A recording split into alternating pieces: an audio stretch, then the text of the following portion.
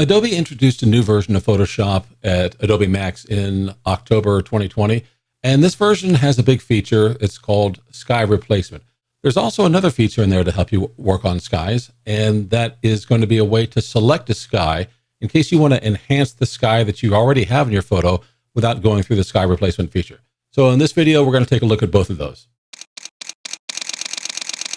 Hi, my name is William Beem. I'm a portrait photographer in Central Florida, but I also enjoy doing some travel photography, and even in portraiture, sometimes you need to either replace or enhance a sky just to come up with the look that you're after.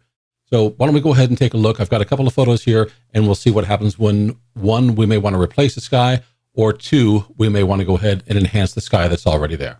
All right, for this first photo, you can see this is a photo I like to use for sky replacement. It's because it's just very basic and bland. I mean, by itself, when it show up at a location, sometimes you don't always get the sky that's as dramatic as you'd want. So in this case, I just have a bald sky. And when I say bald, I mean there's no clouds, there's no features. It's just blue. And you can see down here at the bottom, there's just a little bit of orange from where the sunset is going on.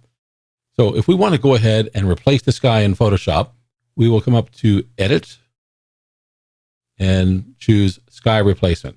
This is going to give us a new interface. By default, there are some skies that Adobe's created. Don't use these. Everybody else is going to use these. So my recommendation is you go ahead and get your own skies. But for the purpose of the demo, we're just going to choose this one. And there's a couple of features on here. So you can shift the edge. The reason you may want to do this, let's say that you're replacing a sky, but there are some clouds or some features you want in there.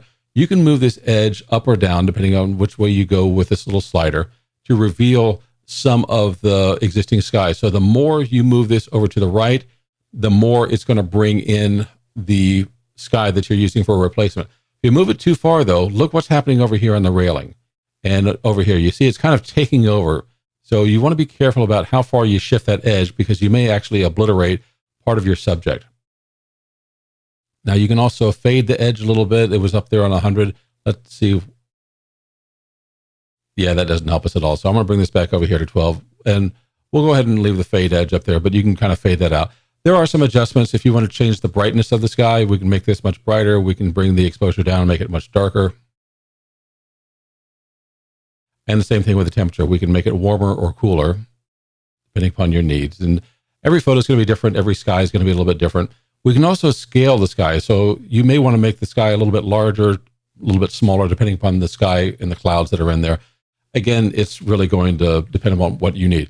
The flip checkbox is, in my opinion, in case you need to change the orientation of the sky. Let's say that you take a photograph with the sunset on the left and you need it on the right for your photo. Flip will just let you do that very quickly and easily. So we'll take that off. Foreground adjustments. This is where you get to change the blend mode, and it's going to depend upon the sky as to which blend mode is right for you. So you can go ahead and say, do you want it a little bit lighter with screen, or do you want it a little bit darker with multiply? You can adjust the lighting a little bit. Let's bring this over here and then back over there. So you can see there are subtle adjustments in the sky.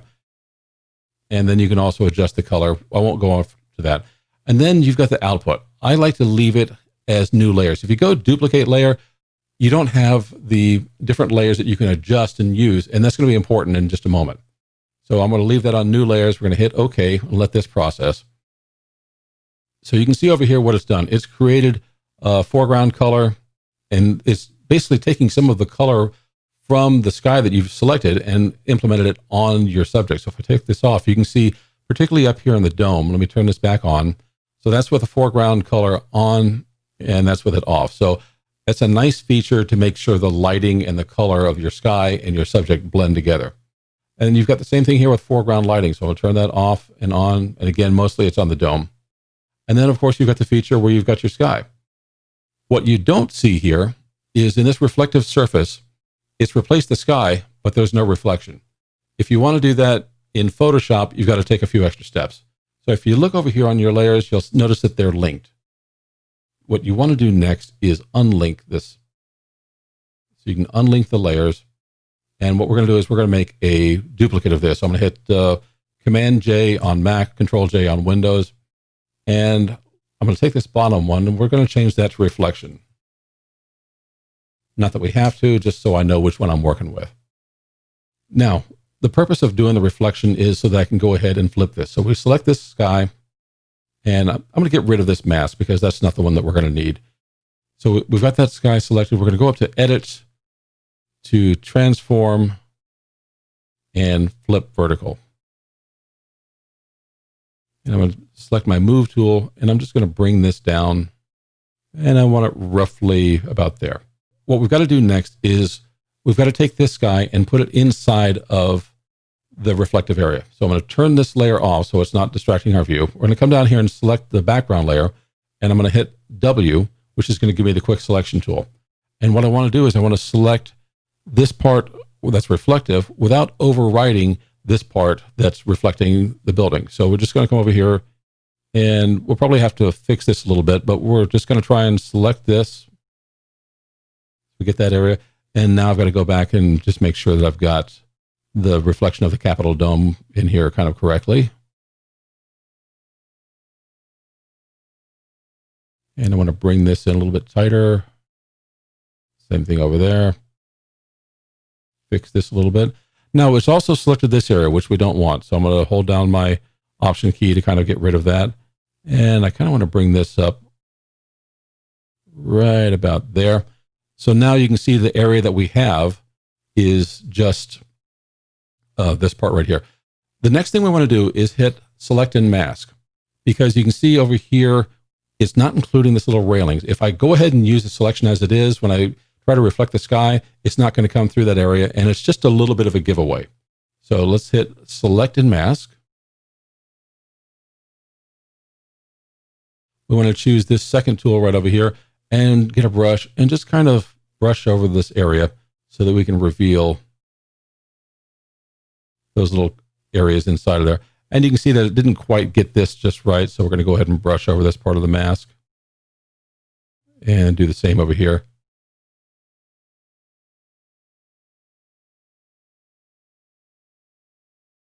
And we want to get rid of this area. And I think that's going to be good enough. So we want to output this to a selection. So I've already got that here. You can choose it to layer mask or other things. I like to use a selection, and we'll see why in just a moment. So let's hit OK. So now that we have that selection, we want to come over here to our reflection. I'm going to turn that on. And we want to come up to Layer, Layer Mask, Reveal Selection. So now you can see that we've got the reflection just in there where we want it.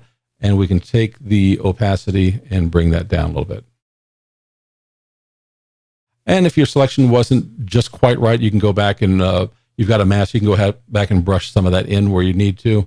I think that this is probably the area that I'm worried about. This other part over here is reflection. I might bring this down a little bit more, maybe about 30. And then that way you've got your reflection of the sky inside.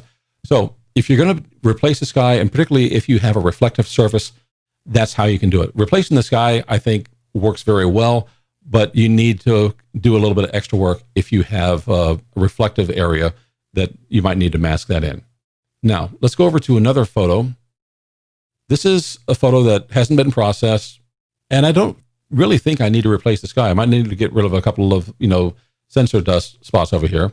But what I want to do is I want to select this sky to enhance it without enhancing the entire image.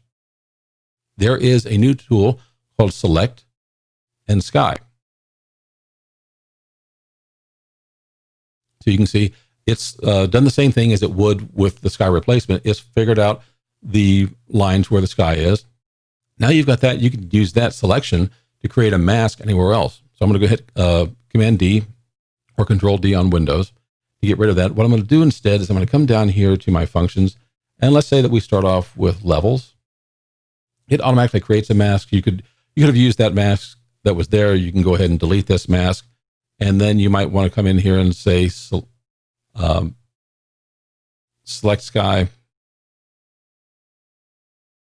and you notice it works even on an adjustment layer. And then now you can go ahead and say layer, layer mask, reveal selection.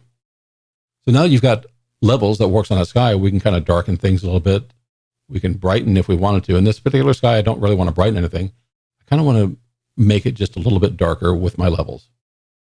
And that brings out a little bit of color.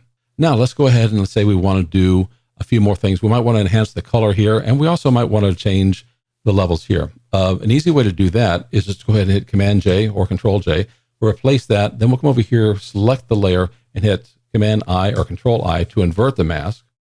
So we've still got the same mask, but now we can go back and change these to brighten up this foreground area. So we haven't really impacted too much, but let's take a look at our before and after. And it gives us a good starting place. You can continue on with your adjustments if you want to. You can just say hue and saturation. Let's go ahead and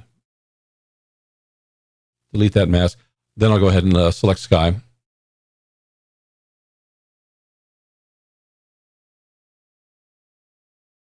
Hit layer mask, reveal selection. And now you can go ahead and tweak these, or you can go ahead and use some of the presets. One of the ones I kind of like is this increase saturation more. And it's not terribly over the top, but you can see the difference that it made, just like here in the clouds and so forth. And you still have all the room that you want. You can use hue and saturation. You can use color balance or anything you want. But the nice part about it is you can easily select that sky and then create a mask and then use any of the tools that you want in Photoshop to tweak that selection. And it's just a nice and quick and easy way to go ahead and process the sky and your foreground area separately. I got to admit, this is much faster than what I used to do trying to make selections of a sky, particularly like for that Capitol building photo. I worked on that photo a few years ago to replace the sky and also to replace the foreground. And it just seemed much more difficult then than it is now. Photoshop continues to give us great tools for selections and handling features like this, and I'm really happy with it. So if this was helpful for you, I would love it if you would like this video, and please go ahead, share it with a friend. If you'd like to see more of this, go ahead and hit subscribe and click the bell notification icon. I like to do videos at least once a week, sometimes more, on different photo post-processing tools. So if that's the things you like, I'd love it if you subscribe. We'll see you again in the next video.